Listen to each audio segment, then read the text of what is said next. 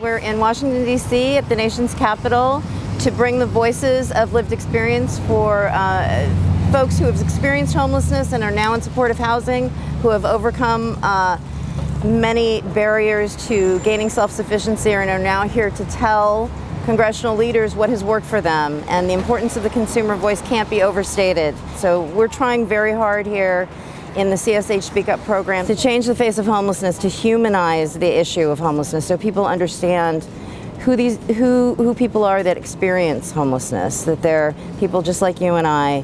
My name is Sophia Prager. I'm an advocate for CSH. I'm a peer supportive housing advocate. I was formerly homeless, formerly foster youth runaway, as well as juvenile mental health court. Hi, my name is Vicki Ann Vickers, and I'm an advocate with Corporation for Supportive Housing. We're here in Washington, D.C. trying to affect change for the homeless. I myself was homeless for 4.5 years. I have schizophrenia and was off of my medication. I lived in Santa Monica behind an old library before a really kind stranger helped me and directed me to Ocean Park Community Center. I went through a transitional period of about 8.5 months, and I now live at Downtown Women's Center. And since I've lived there, I've stabilized on medication, reconnected with my family, and gained a life that I didn't have for those 4.5 years.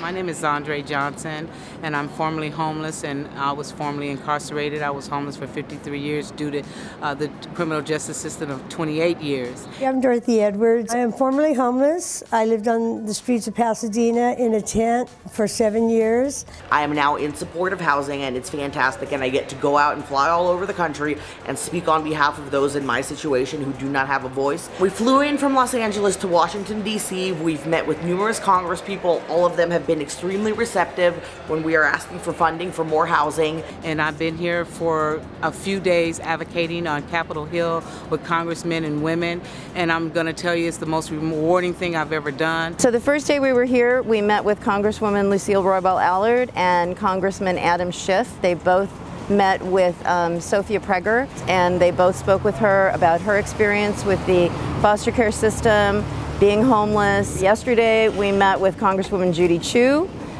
who represents Dorothy Edwards and other advocates. And then yesterday, we also were fortunate enough to have a session at NAEH where the advocates were able to tell their story.